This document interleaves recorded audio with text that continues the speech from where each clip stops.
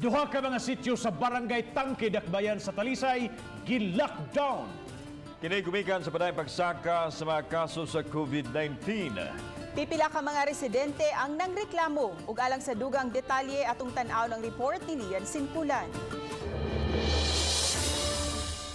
Ang Sitio Tunga ug Sitio Magay sa Barangay Tangke sa Dakbayan ang kasamtangang gi-lockdown karon. Sa gipahigayong swab test sa mga tawo nga may direktang kontak sa unang mga nagpositibo, napo nga gikan sa duha ka sitio sa Barangay Tangke nagpositibo sa COVID-19.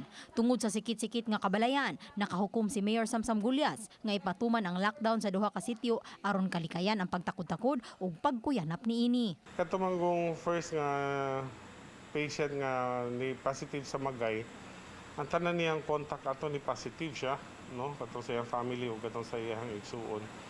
Then ang katong second nga patient sa Tangke nga ni positive sa Sitio Tunga, nasa iyang contact nga ni positive ato. It is clear that there is heavy community transmission in the area. So we decided together with the PNP, the disaster and the health team, and all the concerned agencies here at the command center na i-lockdown sila na di sila pwede mo gawa silang panimalay. Hinuon giklaro nga na-isolate na daan ang mga adunay direktang kontak sa mga nagpositibo kaniadto.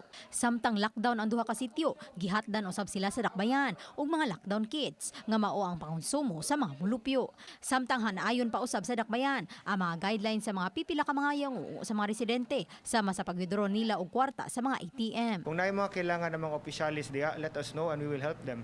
Kung kailangan mo withdraw, let the barangay we will help the barangay officials withdraw it for them.